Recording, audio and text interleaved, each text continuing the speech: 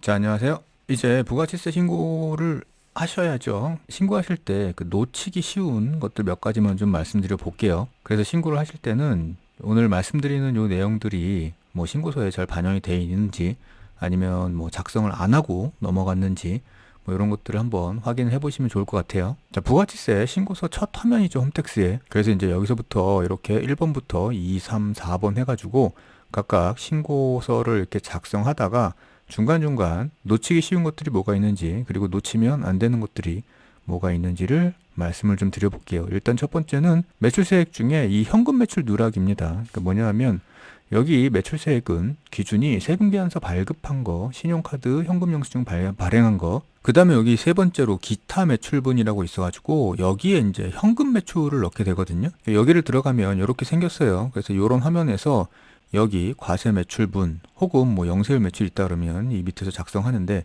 여기에서 작성을 하게 돼 있습니다. 근데 보시면 위에 세금계산서 발급분이나 신용카드 현금영수증 발행분은 여기 입력 수정으로 들어가시면 자동으로 조회가 돼가지고 불러와요. 근데 여기 현금 매출분을 작성하시는 건 수동으로 작성을 하셔야 되기 때문에 지난 6개월 동안에 현금으로 일어난 매출에 대한 내용을 알고 계셔야 되겠죠.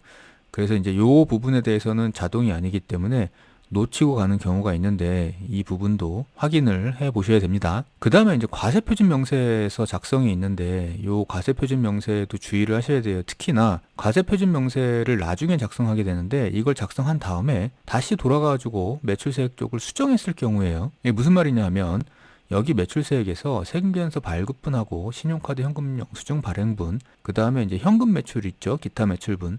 그래서 요거 세 가지를 다 작성하고 그리고 나서 마지막에 과세표준 명세서를 작성하잖아요. 그래서 과세표준 명세서는 이렇게 생겼습니다. 그래서 여기 위에 있는 매출 금액의 합계와 여기 표시되죠. 그리고 그 합계와 동일한 금액이 여기에 표시가 돼줘야 되거든요. 그래서 정상적으로 되면 이 위에 보면은 이제 매출의 합계가 나와요. 9409, 090.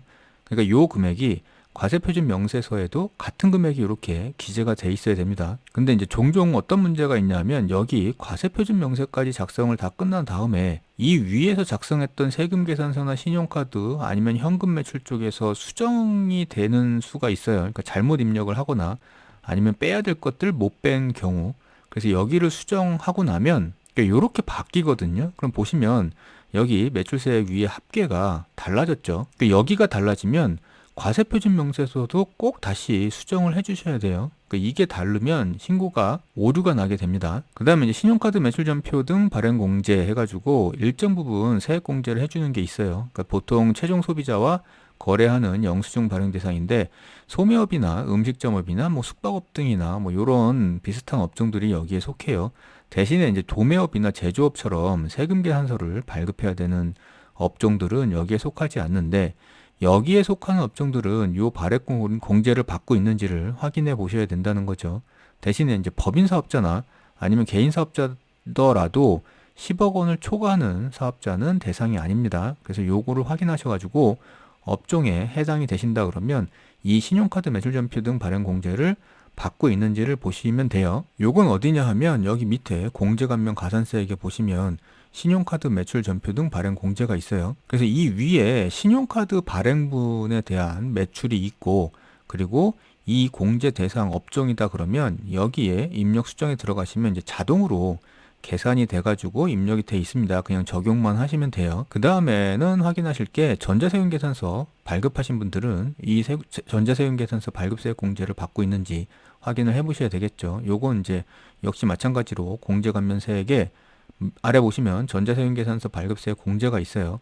그래서 여기에 입력 수정을 들어가 보시면 이렇게 생겼거든요. 그러니까 건당 200원씩 발행을 해줘요. 물론 한도가 100만 원 있지만 연간입니다. 연간 100만 원 있지만 그래도 전자세금계산서 발급을 많이 하시는 경우에는 요거를 꼭 받으시면 도움이 되겠죠. 요거는 이제 여기 보시면 전자세금계산서 발급 건수 및 공제 금액 조회가 있어요. 그래서 여기 들어가셔가지고 몇 건을 발급했는지 이런 것들 확인하신 다음에 여기에 기재를 하시면 됩니다. 그 다음에 이제 신고서 작성하시다가 확인을 해 보셔야 되는 거가 있는데 요거는 이제 작성을 안 하시더라도 오류가 뜨거나 이러지 않아 가지고 꼭 신경을 써 주셔야 돼요. 뭐냐면 세금 계산서하고 신용카드를 중복해서 동시에 발행한 경우입니다. 그러니까 요건 어딨냐 하면 여기 매출세액에서 신용카드 현금영수증 발행분을 들어가 보시면 요런 화면이 있고요. 아래에 보시면 이렇게 있어요. 신용카드 매출전표 등 발행 금액 중에 세금 계산서 발급 내역 해가지고 동일한 건인데 신용카드로 결제를 함에도 불구하고 세금 계산서를 별도로 발행한 경우에는 둘 중에 하나를 빼줘야 되잖아요.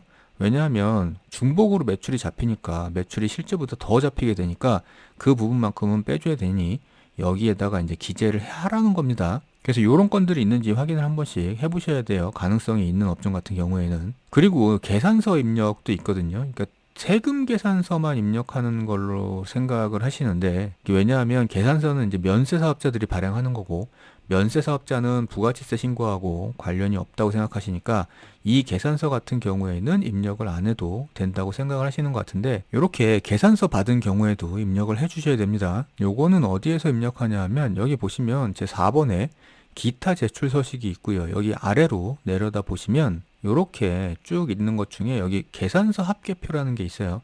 그러니까 여기에는 지금 매출처별 계산서 합계표하고 매입처별 계산서 합계표가 있는데, 매출처별 계산서 합계표는 겸업사업자죠. 그러니까 과세사업과 면세사업을 동시에 운영해가지고 면세사업 쪽에서 계산서를 발행한 게 있다 그러면 여기에 작성을 하는 거고, 일반적으로 그냥 일반 과세자분들 같은 경우에는 여기 매입처별 계산서 합계표를 작성하시면 됩니다. 그래서 여기를 들어와 보시면 요거는 이제 세금 계산서 합계표하고 똑같아요, 방법은. 그래서 전자계산서 불러오기 하셔가지고 여기에 이렇게 기입을 하시면 되고요. 혹시라도 종이로 받은 계산서가 있다 그러면 여기 밑에서 뭐 기재를 하시면 되는데, 계산서 같은 경우에는 사업을 하시다 보면 대부분이 하나 이상씩은 꼭 있습니다. 그래서 이것도 한 번씩 놓치지 않게 확인을 해 보셔야 되고요. 그 다음에 이제 부가가치세 관련해서 중간에 예정고지 세액을 받으신 분이 있다면 요것도 확인을 해 보셔야 되겠죠. 요거는 아래 보시면 공제감면 가산세액 중에 예정신고 고지 기납부세액이 있어요. 그래서 여기를 들어가 보시면 여기 보시면요, 예정고지세액이라고 돼 있고 여기에 보통 금액이 써져 있는데, 본인이 예정고지를 받아가지고 납부를 했다 그러면 여기서 꼭 확인을 해 보셔야 됩니다. 그리고 이제 이것도 중요하죠. 환급 발생 시에는 계좌를 입력해 줘야 돼요. 무슨 말이냐면 환급이 발생하면요, 이렇게 뜹니다. 그래서 위에 보시면 사업자 이름이 여기 있고요. 누구님의 환급 받을 세액은 뭐 31만 8천 원입니다.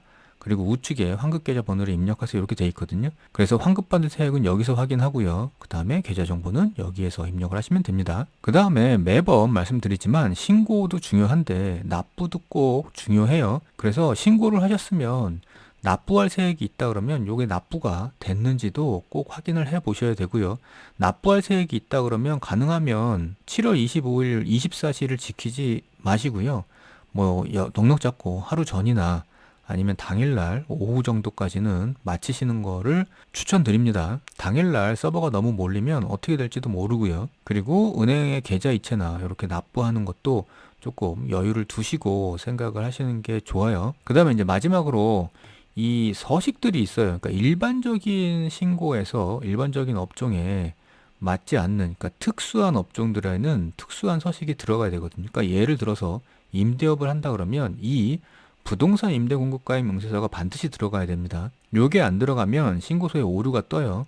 그러니까 마찬가지로 뭐 부동산 중개업이나 예식장업이나 뭐 전문 자격사업이나 뭐 이런 경우에는 현금 매출이 있을 경우 현금 매출 명세서를 작성하게 돼 있거든요. 그리고 사업장 현황 명세서를 작성하는 업종도 있어요. 지금 말씀드리는 이 명세서 서식들은 대부분 여기 기타 제출 서식에 들어가시면 있어요. 보시면 부동산 임대 공급가입 명세서 있고요. 현금 매출 명세서 여기 있죠. 사업장 현황 명세서 여기 있고요. 이 아래로도 보시면 여러 가지 서식들이 있으니까 업종에 맞는 서식을 선택하셔가지고 꼭 작성을 해주셔야 돼요. 그 다음에 뭐 7월에 간이가세로 전환되신 사업자 같은 경우에는 요런 간이가세 전환 시에 재고품 등 신고서, 그러니까 재고품에 해당이 되신다면 요런 신고서도 제출을 같이 해주셔야 되고요. 아까도 말씀드렸다시피 계산서 받은 게 있거나 아니면 계산서를 발급한 게 있다 그러면 이 계산서 합계표도 꼭 작성을 해주셔야 됩니다.